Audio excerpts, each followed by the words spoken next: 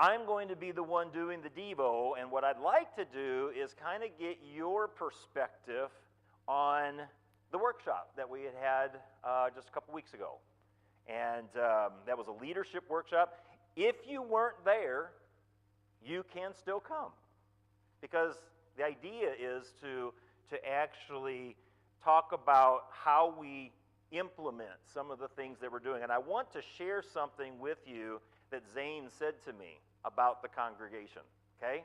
So if you want to know what he said, I'm going to share it at 1:15 today. I have a prayer request from Chris.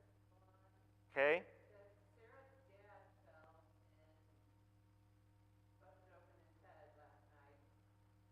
They're at the hospital, I guess now, and they should be here for worship. All right. So Chris Stallon has mentioned that his father-in-law, Sarah's dad, fell and has been taken to the hospital. So they are there right now. They expect to be here for the worship service. Amy Stallon mentioned to me that their cousin Gerald passed away. And so we need to keep the Stallon family in our prayers. Sharon and Cal have traveled to Michigan because Sharon lost her sister this week. And so I don't know how long they plan to be there, but prayers, I'm sure, will be appreciated for them. And Patty's not here today because she has COVID, and so they're not letting her out of the house. Next week is 4th of July weekend, which means on Monday the office will be closed, and you can still reach me on phone if you need me, but I won't be here in the building. Amy's Reinpold's not feeling very well. What else? Carl. Okay.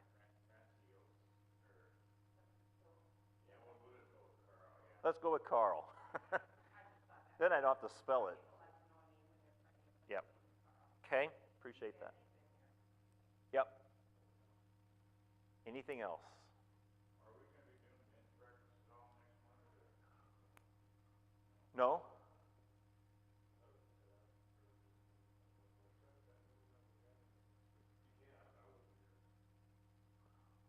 Well, I don't know that anybody else has talked about it, so I guess it'll just depend on if we got enough people to do it. That would be, I mean, it would be next Saturday is when we would do it, but it's 4th of July weekend, and I know there's activity, so will we have enough people? So I guess the guys just need to talk about it. So we can do it even if there's people absent, as long as we've got enough to warrant making the food and having the breakfast together. So let's talk about that a little bit later, maybe after class. Anything else? Let's have a word of prayer. Heavenly Father, we come to you thanking you for the blessings that you have given. I'm just so happy with the result of VBS and for all of the young lives that we had an opportunity to share in. And Father, I'm praying that hopefully we've made some sort of influence, that we would get people that would be interested in coming to learn and share in the things that we do here.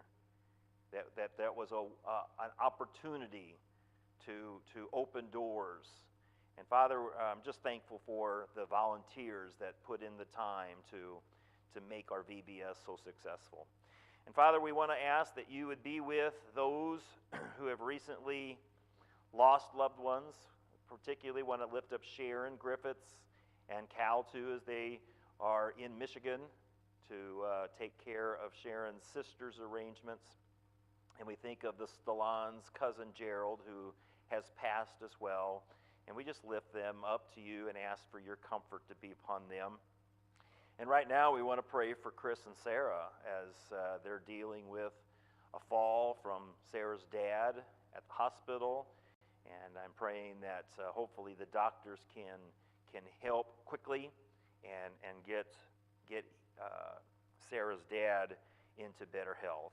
And we pray for our dear sister Patty, and we miss her that she's not here, but just pray hopefully that the COVID virus will not be so impactful that it keeps her out for a while, but hopefully she gets over it very soon.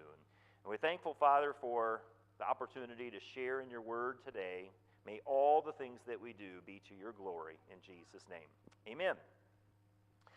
Okay, so we ended chapter 6 of Daniel, which had Daniel spending a night in the lion's den, all because of his devotion of faith to God. It was set up wrongly, but God intervened again, and Daniel was able to get through that. Now, by this time, as we said, Daniel's an old guy, okay? I don't know how much more he lived, but he's an old guy at this time. Chapter 7 begins a transition. We're no longer focused on the stories or the accounts of Daniel and the three friends.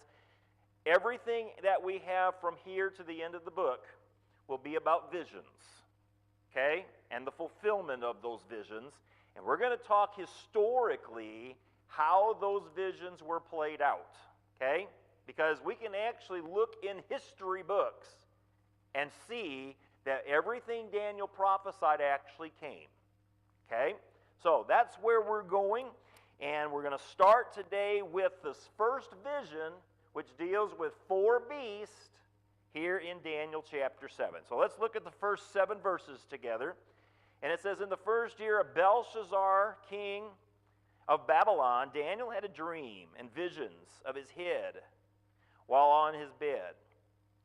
Then he wrote down the dream, telling the main facts. And Daniel spoke, saying, I saw in my vision by night, and behold, the 4 winds of heaven were stirring up the great sea. And 4 great beasts came up from the sea, each different from the other. The first was like a lion, and had eagle's wings. I watched till its wings were plucked off, and it was lifted up from the earth and made to stand on 2 feet like a man, and a man's heart was given to it. And suddenly another beast, a second like a bear. It was raised up on one side and had 3 ribs in its mouth between its teeth. And they said thus to it, Arise, devour much flesh. After this I looked, and there was another, like a leopard, which had on its back 4 wings of a bird. The beast also had 4 heads, and dominion was given to it. And after this I saw in the night visions, and behold, a 4th beast, dreadful and terrible, exceedingly strong. It had huge iron teeth. It was devouring, breaking in pieces, and trampling the residue from its feet. It was different from all the beasts that were before it, and it had 10 horns. Okay, let's start with, when did this dream take place? Look at verse 1. Okay, first year of Belshazzar, so we're still in Babylonian Empire time. Okay, if you go back to chapter 5, remember Belshazzar is the last king of Babylon before he's killed, and the empire, kingdom, is given over to the Medes and the Persians, which we've talked about. So, the estimated time here, the first year of his reign, would be about 553 BC, and so what you're reading in chapter 7 is before the account we read in chapter 5. Okay? So again, when you're reading the prophets, you got to pay attention to the kings that they're talking about, because the prophets don't write in chronological order all the time. Thankfully, the one that seems to be the most faithful to chronology is Ezekiel. Okay? But all the others are all over the place as far as chronology. So we're in the time of the very end of Babylon, and this is key towards what we're going to read, or what we're going to see here. So what comes out of the sea? Look at verse 3. Okay, there's 4 beasts. They come up out of the sea, and then what was the first? Verse 4.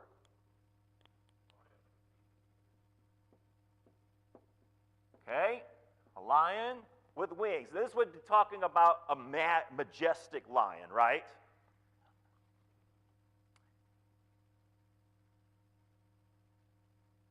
Got to find my place here. What was the second? Verse 5. Okay. The third.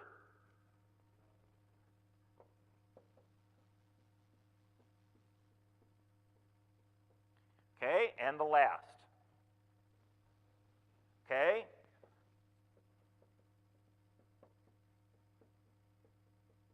Okay. So, we've got 4 beasts that comes up out of the water, the great sea, all right? Now, I want to go back. Let's take a look and see what happens with each of these. First of all, the lion. He's got wings, very majestic. But what happens to him? Yeah, and he ends up something else. The wings get plucked off. He's given the heart of a man. And if in majesty you have wings, I want you to think about an eagle. You ever seen an eagle's wingspan? Bald eagle? What happens if those wings get clipped? Well, what happens to his glory, his majesty, what the bird represents? He's lost it because he can't be what he's made to be, right? And that's the idea here, is these wings are plucked off so that he loses its majesty. This lion does. The bear. What happens with the bear? First of all, how's the bear described? Ribs in his teeth, and then he's given a command. Go and devour the flesh, right? He's already doing that, by the way. Since he's got the ribs in his mouth, he's already doing that. But he's now told, arise, devour as much meat, flesh. Then the leopard. What is said about him? Okay? Okay, so we're talking about rule, dominion, right? That's what we're talking about. A leopard is represented with this dominion. And then this last one, first of all, what kind of teeth? Iron teeth. And how many horns? Which we already answered. And what is it doing?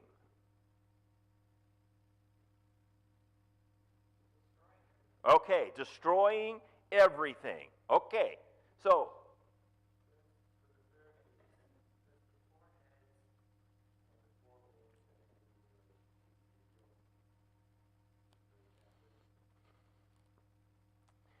can I put that off for a second?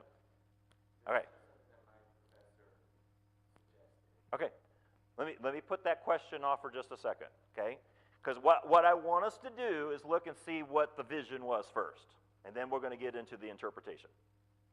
Now, before we get into the interpretation, what has been the number one rule that I've expressed when it comes to understanding visions and prophecy? What's the number one rule? Say it again. Okay. Let the prophet tell us what we need to know, right? We don't want to make our own assumptions, and people have done that. We don't want to do that. We want to be able to let the prophet tell us what it means, and we'll build from that interpretation what I believe, how I believe it played out in history. Okay, so let's take a look at what this means. Or actually, before we get into the meaning, he's actually going to say what happens next. Okay? And this is the one thing that we're going to be the most concerned about in this vision. Verse 8. Now I was considering the horns, the 10 horns, and there was another horn, a little one, coming up among them, before whom 3 of the horns were plucked out by the roots. And there in this horn were eyes like the eyes of a man, and the mouth speaking pompous words. I watched till thrones were put in place, and the Ancient of Days was seated. His garment was white as snow, and the hair of his head was like pure wool. His throne was a fiery flame, its wheels a burning fire. A fiery stream issued and came forth from before him. 1,000 thousands ministered to him. 10,000 times 10,000 stood before him. The court was seated, and the books were opened. And I watched then, because of the sound of the pompous words which the horn was speaking. I watched till the beast was slain, and its body destroyed and given to the burning flame. As for the rest of the beasts, they had their dominion taken away, yet their lives were prolonged for a season and a time. I was watching in the night visions, and behold, one like the Son of Man, coming from the clouds of heaven. He came to the Ancient of Days, and they brought him near before him. And then to him was given dominion and glory and a kingdom, that all peoples, nations, and languages should serve him. His dominion is an everlasting dominion which shall not pass away, and his kingdom the one which shall not be destroyed. Okay. So what comes out from among these 10 horns? Verse 8. A little horn, and what happens as that horn comes out? 3 horns are plucked out by the roots. That means they're no longer alive, right? If you pluck out flowers or weeds by the roots, they're supposed to not come back, but somehow weeds seem to find another way, don't they? Okay, so what happens next? This horn comes out. It's covered with eyes, and what is it doing? It's boasting. You ever heard cows have horns, bulls have horns, deers have horns? A lot of animals. Buffalo have horns. You ever heard a horn talk? Okay, so we're not talking about a literal horn, right? What we're talking about is the horn representing something that is up and speaking pompously. Okay?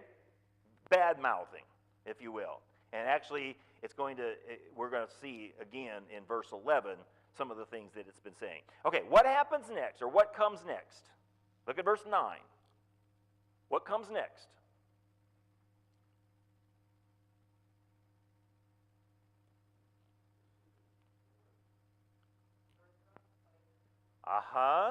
Whose?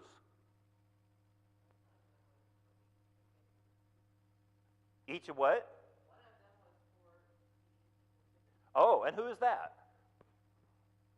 It would be represented in either God or Christ, and understand they're on the same side. Okay, they're God, and so Daniel is seeing is a representation of the heavenly throne. Okay, similar to what John is going to see in the Revelation, right? All right. So, the Ancient of Days is there, and what are these thrones set up for? I want you to look down at verse 10. There's a lot of people there, and they're ministering to the one who's on the throne, who's actually described with the white hair, the hair that's like wool. You got the garment like white as snow. Okay, so you're seeing images here that seem to describe Jesus as the risen Lord. But what is happening upon these thrones? Look at the very end of verse 10.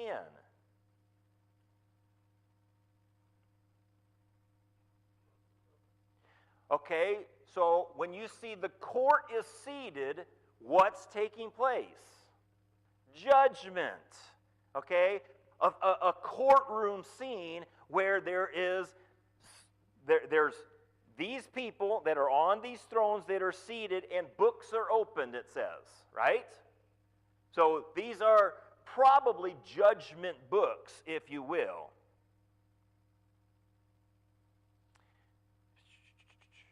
What was the horn doing then? Verse 11.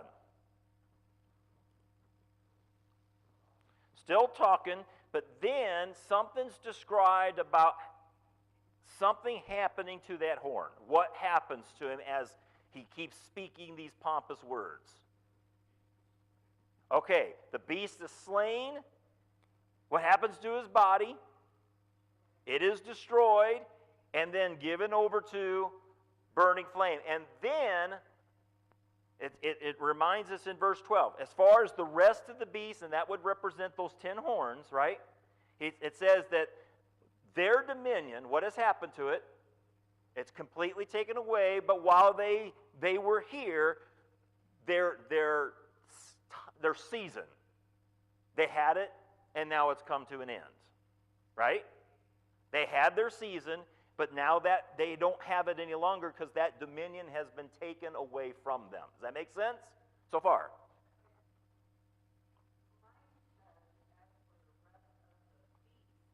Uh-huh. Okay. And they're actually, it could be a representation of that as well, because by the time we get to this fourth beast, these three have already been gone. So what you're saying is probably in line as well. Okay? But as far as these 10, they're going to have a time too before their dominion is taken away. What else is said about the throne? Verses 13 and 14.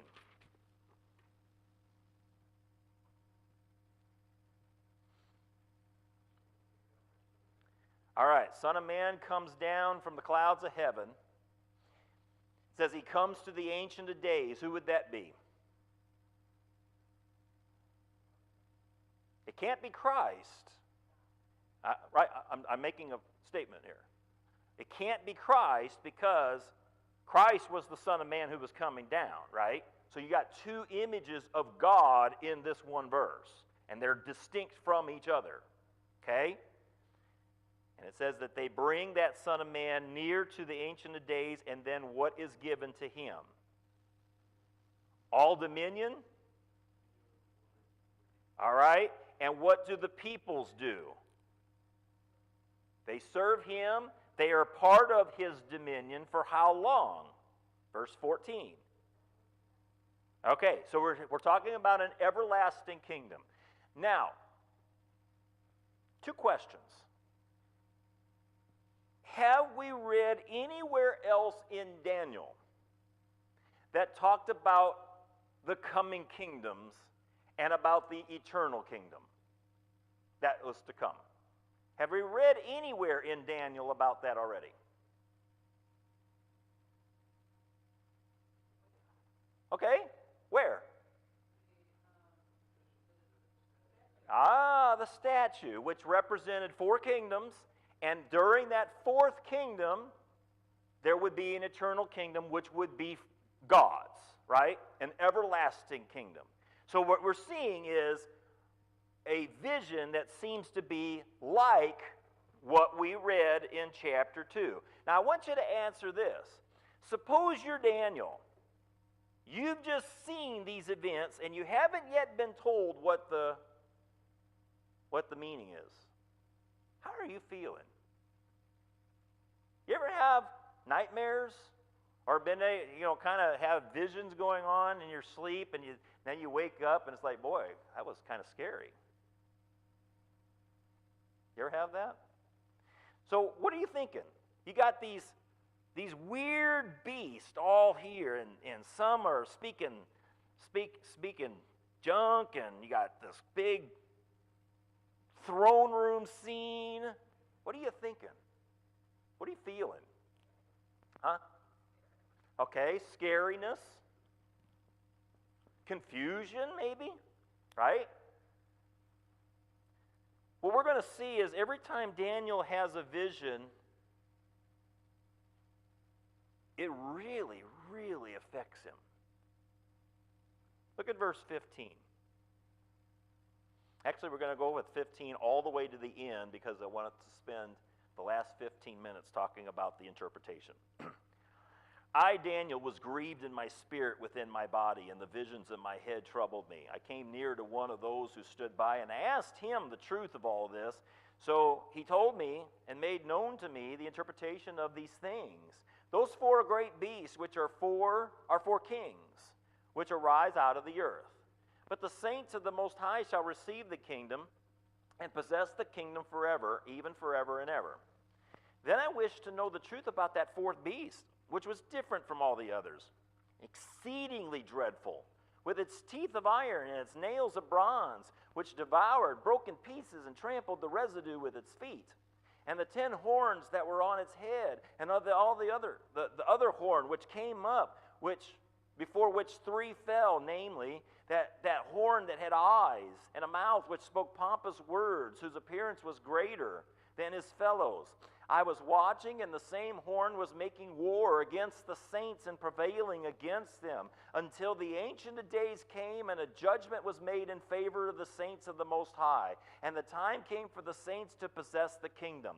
Thus he said, the fourth beast shall be a fourth kingdom on earth, which shall be different from all other kingdoms, and shall devour the whole earth, trample it, and break it in pieces. The 10 horns are 10 kings, who shall arise from this kingdom, and another shall rise after them. He shall be different from the first ones, and shall subdue 3 kings. He shall speak pompous words against the Most High. He shall persecute the saints of the Most High, and shall intend to change times and laws, and then the saints shall be given into his hand for a time and times and half a time. But the court shall be seated, and they shall take away his dominion to consume and destroy it forever. Then the kingdom and dominion and the greatness of the kingdoms under the whole heaven shall be given to the people, the saints of the Most High. His kingdom is an everlasting kingdom, and all dominions shall serve and obey him. This is the end of the account. As for me, Daniel, my thoughts greatly troubled me, and my countenance changed, but I kept the matter in my heart. Okay, so why was Daniel so troubled in his spirit? Verse 15. Actually, you want to look ahead to verse 16, you might get a better understanding of why he was feeling the way he was. Why was he so troubled? He didn't understand it, right? In fact, look at what he does. He asks who for help? Verse 16. Someone nearby, I don't know if it was a human being, an angel, an angelic being, I don't know. We're not told. And if we're not told, then it's not essential, right? We can assume, but it's not essential. Okay, so he's asking for the interpretation of the dream, but at least the person he asked had the interpretation, didn't he? Because it says, so he told me. So now Daniel's given the interpretation. Now, what do the 4 beasts represent? These are kings or kingdoms. You can't have a kingdom without kings, all right? And these will come up from out of the earth, kind of like the beast came up out of the sea to take its place on the earth, right? Now, we've already talked about 4 succeeding kingdoms to come. One was already present, right? And that was Babylon. And if we understand that this first beast represents Babylon, how does this lion whose wings are clipped or plucked off, how could that represent what was about to happen to the kingdom of Babylon? Chapter 5. What happened to Belshazzar? After he had been partying with the goblets from the kingdom, and God wrote on the wall indicating your time has come to an end, right? So, this was actually about to take place. Remember, the vision is before the events of chapter 5, right? Okay. So the second kingdom that would come would be like a bear, and that would represent whom? Okay, Media and Persia. Now, there is some debate as to what the 3 ribs in the mouth represent. What does Daniel tell us about it? What does it mean?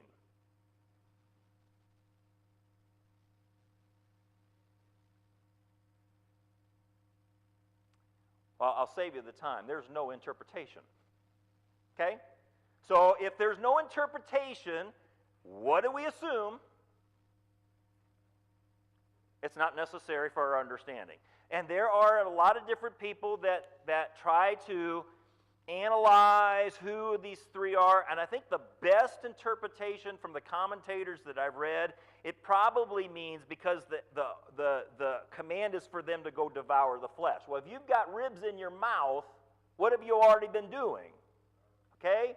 So you're at Bacharach's, and you get a slab of ribs, and you're sucking them down because they taste so good. And then as you're doing that, you got barbecue sauce all over your mouth because you haven't wiped off very well. And then the lady comes, the table over there has got you another order. So she puts it, devour and eat. What have you already done? You've already devoured and eat, right?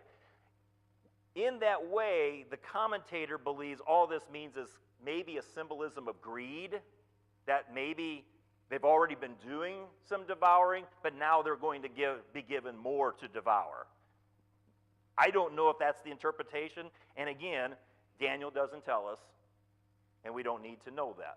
I'm just giving you one idea. Okay, third beast. If this is succeeding kingdoms, what would the winged leopard be? Yep. And what are we told about the third empire in this interpretation? Yeah, that's it. Nothing. Nothing beyond that, because this interpretation is getting ready to come in the next chapter. And it's actually going to be the center of really the rest of the book. This kingdom will be the primary center of Daniel's visions the rest of the book. So, if these are succeeding kingdoms, and I don't believe, as a lot of premillennialists, we got the first kingdom, we got the second kingdom, we got the third, and then you got years and years and years before you get the fourth. That's not the way Daniel interpreted either one of the visions. So if that's true, this fourth beast would have to be whom? Rome.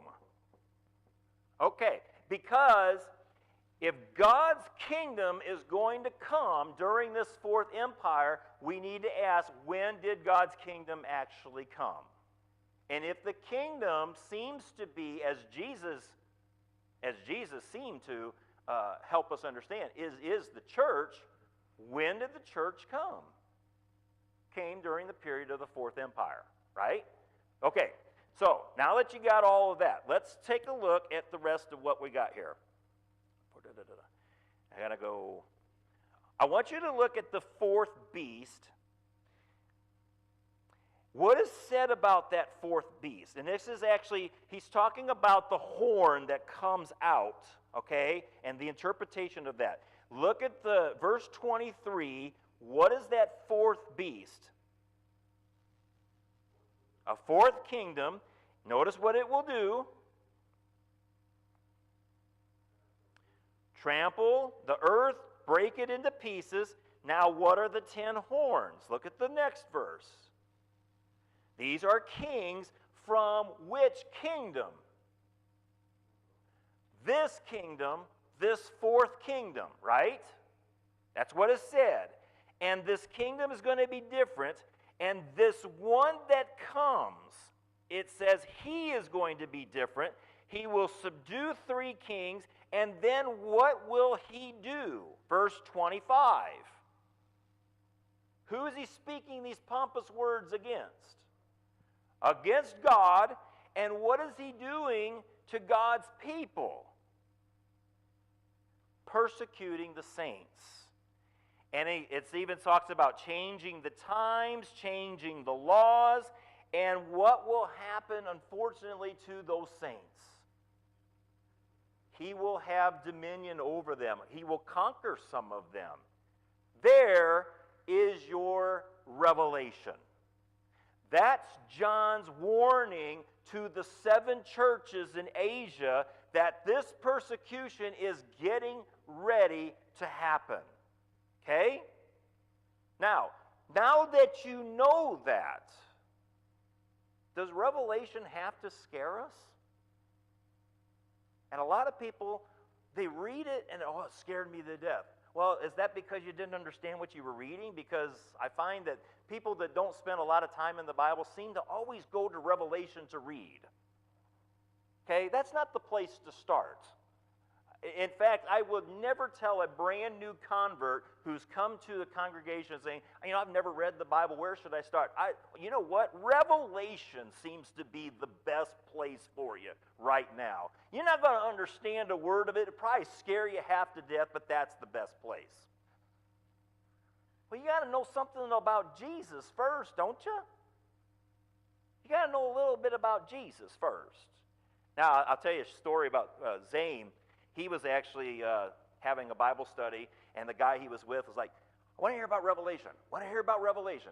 Let's get to Revelation. He's like, no, we'll get there, but we need to kind of go through some background first. And by the time they got to Revelation, the guy that he was studying with thought, well, that was pretty boring. Because it wasn't what he had envisioned before actually learning the meaning, okay? So Revelation doesn't have to be scary. But I want to emphasize, okay, this king is going to subdue 3 kings. Verse 24, right? Is that what it says? He's going to subdue 3 kings, verse 24. He is going to speak against God, verse 25. He's going to persecute the saints, verse 25. And then what will happen when the court sits down? 26 and 27. Okay. Now, how is that played out? I'm going to tell you, be careful what you read, because there's a lot of theories out there. Okay? Now, I'm not going to get into all the pre-millennial things and stuff like that, because I think we can spend a lot of time unnecessarily on that. Let me just break it down to you so that you can understand it. 10 kings in Rome, 4th Empire, and kings would equate to Caesars.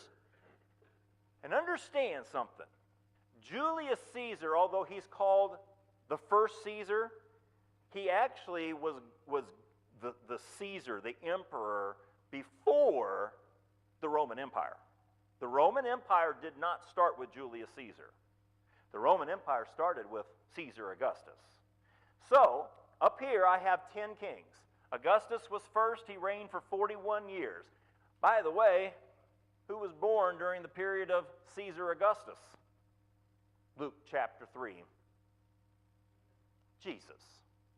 So already we're getting now connected with God's kingdom getting ready to come. Because what was Jesus' first message? Repent, for the kingdom of heaven is near, right? Tiberius came second. He reigned for 23 years. The crazy man, Caligula, thankfully his reign only lasted 4 years, but he's number 3. Claudius is number 13. Nero, who led the very first persecution against the Christians, was after him. And it was actually a political move, because he got called into question when he burned the Rome, because he wanted to build a bigger empire for himself. And when he got called into question, the easy target for him was these Christians who won't fight back. So the first persecution was under Nero. He reigned for 14 years. Now 6, 7, and 8 is where we're going to get a little bit of fuzziness, because John, when he actually counts the kings, eliminates them all together. And if you'll see, now after Nero, there was political turmoil going on in Rome. Galba reigned for 6 months, Otho for 4 months, and Vitellius for 9 months. These guys only lasted for about a year or so, so you can see there was political turmoil going on before Vespasian finally took over as the emperor. He reigned for 10 years. His son Titus reigned for 2, and do you know what key event happened here? The destruction of Jerusalem. Now, we've got 10. These 10 beasts are horns. And out of these horns, what is going to come? The little horn, right? The little horn that would follow Titus is a guy by the name of Caesar Domitian. Domitian there is evidence that he played a part in taking away the empire from Vitellius. The other two we're not sure about, but it could be that in taking away Vitellius's empire, he actually just wiped that whole group out. It's possible, I'm saying. But that is one of the areas where what I'm about to say it has come under question. The other thing that's come into question is people that have said there is no historical documents that say Domitian persecuted the church. And that is a complete lie. Because actually we have writings in our early apostolic fathers, including one that learned from John himself that said Domitian persecuted the church in the very same way that Nero did. In fact, he calls him the bloody arm of Nero. And he says that the persecution against the Christians only lasted for a period of time, and then it quit. Why did it quit? Because God said he's going to put an end to it. Did he not? I'm going to give him a season, but be aware, I'm going to come for the blood that he spills. I'm coming. So, is Revelation hard to figure out? No, it's not. When you put it in a historical context, and that's what we're going to do with the book of Revelation. When you understand it that way, that doesn't mean that there is an application for us. Because we are going to encounter governments that are going to step up and say, you're not allowed to worship the way you want. Did that happen in Daniel's time? How about right from the very first chapter when this is the meal, the food that you're about to eat? This is what's required of you. What happened there? There was conflict because Daniel's like, if I eat that food, I come into conflict with the law. Right? So there was conflict. Was there conflict when they erected this huge old statue and said, if you don't bow down to the statue, you will be given the death penalty? Was there conflict? Yes. And there hasn't existed a time where Christians haven't encountered some sort of problem with government officials. If it isn't here, I bet you it is in some other countries. And you've been to one of those countries in China where it is one of those. That they won't allow freedom to worship any god you choose. Okay? So Revelation does have a meaning for us. But I don't believe it's about the waiting of Jesus to come. So what do we do about the fact that it says he will come? And that we need to understand. Look, when the destruction of Jerusalem happened in 586 BC, as prophesied by Isaiah, Jeremiah, and Ezekiel, in every one of those cases, they said God was coming. Did he physically come when destruction of Jerusalem happened in 586 in the form of Nebuchadnezzar? Did he physically come and destroy Jerusalem? No. He didn't physically come. Jesus didn't come down out of the clouds and destroy the temple. But he did say, Nebuchadnezzar's my agent. He's my servant in doing this. So when Nebuchadnezzar came, what did the people of Israel know because of the prophecies? God had come. Okay? So not every place where it says Jesus is going to come out of the clouds doesn't necessarily mean the end of time. We need to understand it from the perspective, the context by which it's being talked about. Okay? All right, we're done today. We will pick it up in chapter 8 on Wednesday night.